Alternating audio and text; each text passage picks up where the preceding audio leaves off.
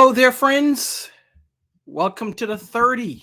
It's another week, it's another 30 episode. And I'm Patrick Jackman, the host of this weekly live broadcast.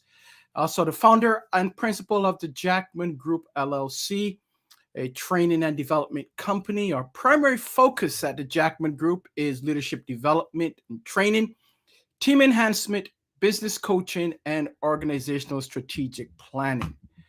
The 30 is a live broadcast where we highlight leaders, business owners, entrepreneurs, personal and professional development experts. So each episode, we welcome some dynamic guests into the broadcast. Last month, we started something a little bit different in addition to our regular guests that we have weekly. We introduced and added a new dimension to the show, and we will do this every third Thursday of each month, where we'll have a conversation, just you and I, and we'll have a conversation online. You can feel free to add your comments or ask your questions of me, and that's each third Thursday. Say that twice, right? Of each month. The topics will vary, obviously, but I want to welcome you and I want to make sure that you get involved in these conversations.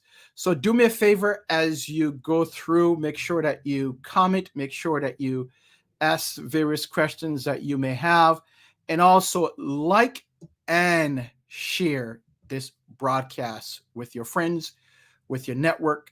Also share it with those that you may have some conflict with.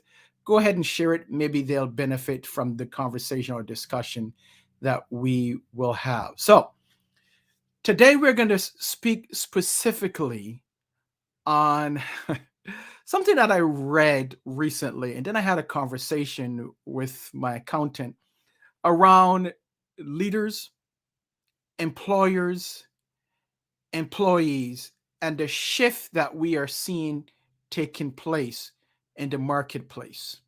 So join the conversation and let's get this party started.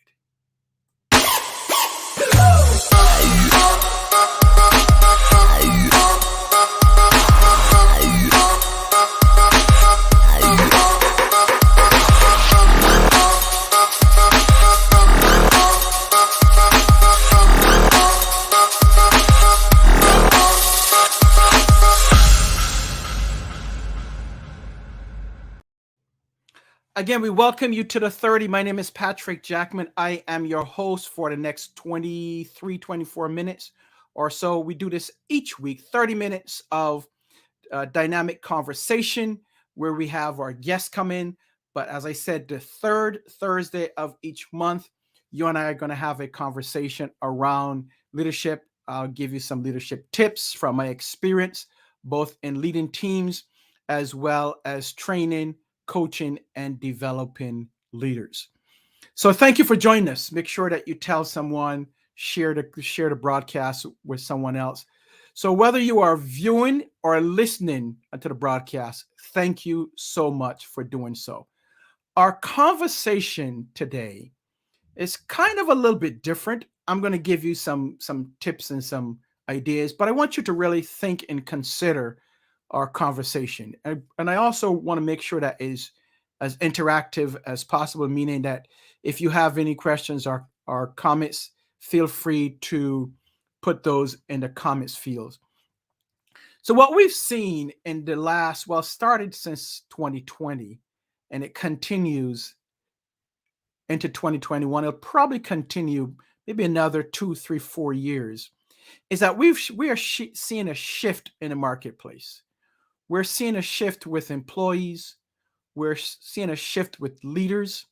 And of course, we're seeing a shift with employers having to make that shift where there's a shortage of workers, but there's a lot of work. So we all have to make that shift. So whether you are leading a small team or a large team, I'm sure that you're probably experiencing something a little bit different than COVID-19. So as leaders, we have to make some adjustments. We have to adjust our leadership styles. We have to adjust how we lead our team members. And we also have to do something else. We also have to now enhance our leadership competencies and our leadership skills. So we are seeing that. We're actually seeing it from our end in terms of training and coaching and developing leaders. So we are seeing a tremendous shift in how leaders, how employees, and how employers are moving forward in today's COVID or pandemic year. And that started in 2020. As I said, it continues. So companies are forced to make changes. They're forced to make changes in their culture. They're forced to make changes in how they hire. And of course, they're forced to make changes in terms of how they train and develop their employees. And as leaders, we also have to make that change. We can't stay the same that we were in terms of leading pre-COVID. So if you are not making that change, I am sure that you're probably experiencing some little ants and probably some challenges along the way. As I was considering what am I going to talk about in this episode, I came across a very interesting article, and I'm going to share some of it with you. And if you want to again have a conversation with me, go ahead and enter your question or comments in the field. I welcome that. So and it says this is a interesting blog article, and it's by Laura Hilgers, and she's a freelance journalist and content writer. And I found it on LinkedIn. And the title is Why Millennials and Gen Zers Are Rejecting the Current Model of Work. So if you don't understand who Gen Zers are, like I didn't know for a while, I've heard about there is the baby boomer, millennials, Gen Xers. Now there's Gen Zers, right? Those are those that are born between the year 1997 and 2012. So in the blog article, Laura states that there is a concept that's called the Great Reshuffle or the Great Resignation. And she put forth workers are fed up with their jobs or simply want to make a change, have submitted their resignations in droves. And she supports this with data. Check this out. And she says in April, a record 4 million Americans quit their jobs. 4 million, a record 4 million in April quit their jobs of this year.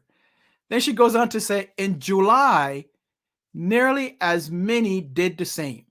So you're talking about 7 to 8 million employees that have said, this is it. I'm packing it in. I'm quitting. And for whatever reason that may be, right? And then she backs it up with a survey that was done by Adobe. And that audience was 5,500 workers globally now, not just American workers, but this was globally.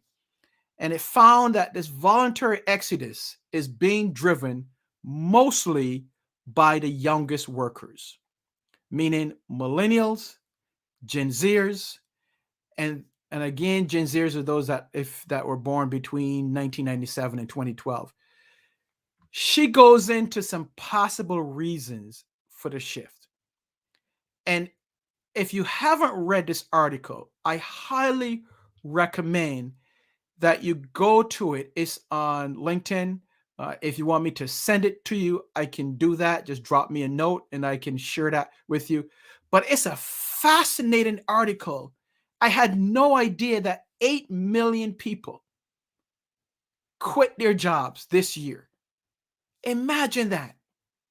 8 million are no longer where they used to work last year or previous years. Now, I'll add to that in terms of her studies. So it's just not millennials and Gen Zers that are moving on or quitting their jobs. There's also the baby boomers, specifically those that are at retirement age or close to. And I've seen this. I've seen this when I've engaged with our clients, whether locally or nationally. We've seen baby boomers saying this, that's it. And they're retiring. So that leaves a void in the workplace. And earlier today, I was talking to my CPA, and she was telling me that she can't find anyone to work. And it's a small business, but she can't find anyone to work. She put an ad out, went through a placement agency since April, and she got one candidate to interview. April to September. Imagine that. So we have over 8 million people that have quit their jobs. And now there are companies out there that can't find workers. So what's going on? What's taking place? Right? So I wonder, why are these people quitting their jobs? Where they're going? So if they're quitting their jobs and companies can't find employees, what's going on? What is the root of this exodus? What is the root, as Laura called it, the great reshuffle? So I have a theory. I know there's some underlying situations. People just don't want to do the things that they used to do. They just don't want to be treated the way they used to be treated. They don't want to work the hours that's expected of them. So what's taking place? What do we have to do as leaders? So as leaders now, we need to shift, because if we're going to capture and retain employees or team members, we have to make that shift. So as opposed to the great reshuffle or the great resignation, I'm going to call it the great shift from a leadership standpoint. Because as leaders, we can't do the things that we used to do pre-COVID. We can't treat the employees or team members the way we did pre-COVID. So we have to make the adjustment. We have to pivot, and we have to shift, and we have to change. But the first thing that we want to do, that we must do, is that we must realize what's taking place. We must come to the conclusion and says, okay, things have changed. People are changing. The expectation of the employee is greater. They don't want to work 12, 14 hours a day anymore. And Laura put forth this argument is that employees now want to work on their terms. And I've seen it. I've seen it in terms of talking to employers and leaders, is that there is a shift. So as a leader, you have to realize what's taking place. That's the first step. The second step is that after you've realized what's happening, is now time to change. You have to make the pivot. If you don't change, you'll be left behind as a leader, as an employer. So you change, you enhance, or you update your leadership style. You can't treat employees or individuals or team members the way you used to and expect them to be there. Their choices. Employees have many choices now. They can go anywhere as long as they're qualified. So as a leader, you have to make that great shift, as I'm calling it, in your style. Update your leadership competencies. Update your leadership style. So as we have a choice, as employees have choices, I'm reminded of this theory, of this quote that I heard years ago. And I use it when I'm teaching or training or developing leaders. And it says, a high percentage of employees don't leave jobs. They don't leave their jobs because something is wrong or right. What they do is that they leave because of their leader or manager. So something is not right with the leader or manager, and that's why they leave. So leader, manager, supervisor, if you are a leader of people, you must make this shift, make the change, enhance or update your leadership skills. You must be cognizant of the great shift that's taking place. Now, I'm going to come back and I'm going to give you some other tips or some other ideas that as leaders, as employers, as people leading people, you need to change. So I'm going to come back and I'm going to talk about it. Give me 30 seconds and I'll be right back.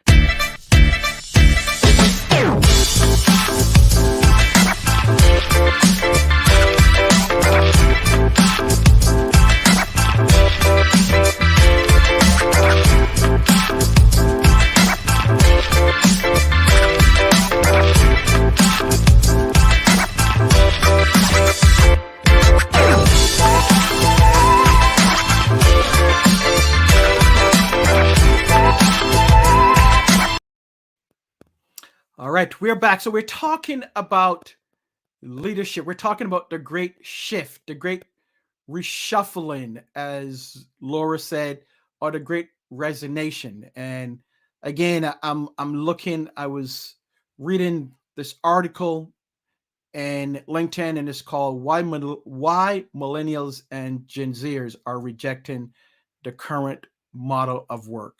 And that's the foundation of our discussion. And what do leaders have to do in order to make what I call the great shift? So I give you 2 points. I talked about one, we must realize that it's happening. Second, make that change, enhance or update our leadership styles.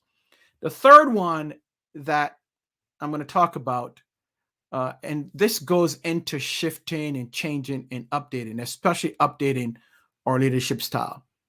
We have to be cognizant of how we lead. If you're not in the military, leading by authority is played out. No one wants to be led by authority, do this or else, or leading by a threat. No one wants that anymore. So that's being played out. So leading by a threat or leading by authority, that's gone, right? So you have to update now your leadership style. What is your style? As John Maxwell says in one of his books, leadership is about influence. It's not about authority. So what is your style? Is it by authority? Is it by influence? Is it democratic? Is it laissez-faire? Right? So those are some of the leadership styles. So which one is it? And let us help you. So we are the Jackman Group. We can help you. We can help you as a leader or prospective leader. Make that change, make that shift, that big shift as an effective leader. The fourth one that I'm going to put forth, and you've probably heard me talk about this if you've seen me or if I had the privilege to be your facilitator, I put forth this fourth one, which is critical. It's very important. The theory of getting to know your team members. And that's an important piece. People don't care. This is a great quote, right? People don't care how much you know until they know how much you care.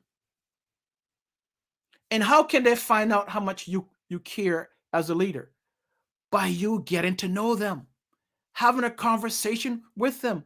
What are their goals? Where do they see themselves going?